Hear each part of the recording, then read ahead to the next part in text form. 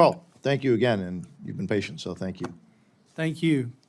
Administrator Powers, thank you for being here with us today. It's always great to see you. Like last year, I want to start with the U.S. Merchant Marine Fleet. Cargo's preference law requires federal agencies to ship at least half of the taxpayers' financed cargo on U.S. flagged, U.S. owned, U.S. crewed ships. U.S. flagged ships rely on Ship American cargo preference rules to stay afloat.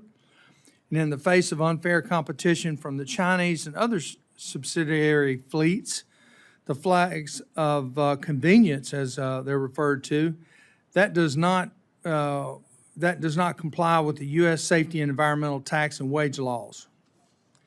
However, USDA's cargo preference compliance leaves much to be desired. In the recent years, USDA has only shipped about 30% of its cargo on U.S. flagged ships, while those vessels remain laid up and their mariners out of work. Please outline for me what USA can do to maximize its use of these U.S. flagged vessels over the coming year, consistent with its obligation under law. Thank you. And thank you for returning to this important subject, which does have a great bearing on how quickly we are able to move commodities to people along the lines of what we've been describing. But not only that, as you note, given that the costs of freight come out of the overall cost of doing business for humanitarian assistance, it also has a bearing on how many people we are able to reach. So that these cargo preference questions are really material to USDA and to our work together. So as you know, we're required to ship 50% of our commodities on U.S. flagged ships. I think there are two issues. One, and I think your question got at this, but there aren't enough U.S. flagged ships in the program, and some of those ships are very old. And two, partly because of the other countries involved in this business that you mentioned, it is more expensive to ship on U.S. ships than on foreign flagged ships. Today, because the number of bulk vessels that are U.S. flagged is limited, today there are only 4 bulk vessels operating under U.S. flag. And maybe this is kind of what you were getting at, but last year USDA did not receive U.S. flag offers on 33% of our bulk cargo opportunities in FY 2023. So one suggestion, or and I have to be careful here because there are a lot of agencies involved in this matter, but one of the limiting factors to increasing bulk vessel availability, and I'm looking at you because you're more expert on this than I am, but is the statutory 3-year waiting period for joining the cargo preference program. And I think the Maritime Administration has raised concerns about this waiting period. The supply of vessels in the fleet, expanding that supply, maybe accelerating that process. This was also in a recent GAO report. That would at least put us in a position where maybe we could get more offers on the tenders that we are putting out. There are trade-offs.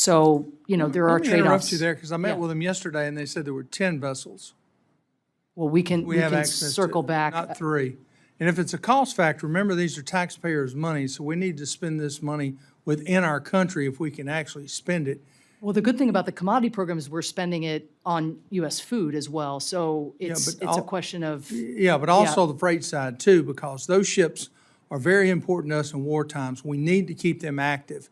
If it's hauling your freight and we have to pay a little bit more for it, that's okay.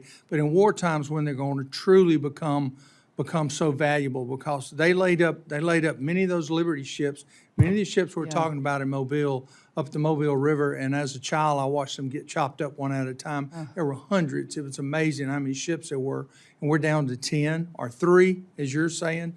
And I don't know where our numbers cross. I'm not disputing yours. I'm just telling you what they're telling me yesterday. Yeah, so I'd love to follow up with your team. I mean, what I was told, because So is there any way we can make up that 30% we lost last year on this next year? In other words, shoot for an 80% versus 50? Well, I think the we have the 50% floor. I think the availability of ships is going to make a difference as to where we land altogether. So if you're right that there's 10, then we need to make sure that the other 6 are actually, the 6 that exist are part of the cargo preference program. I think this issue that has just come to my attention about the waiting period might be something that we can look at together. But again, bearing in mind that the whole enterprise is also about addressing, what is in my lifetime the greatest rates of malnutrition and hunger than we have seen. We want to make sure that in paying those higher costs, which granted, of course, go to Americans, that doesn't come at the expense of actually feeding the people that this program is also designed. Well, is thank above you all for the, designed thank to you for the support. job you do. It doesn't go unnoticed, and Thank you, thank sir. you very much. But let's Mr. please follow up and see what we can do together. Mr. Chairman. Mr. Carl, and you've been an amazing leader in this, so thank you.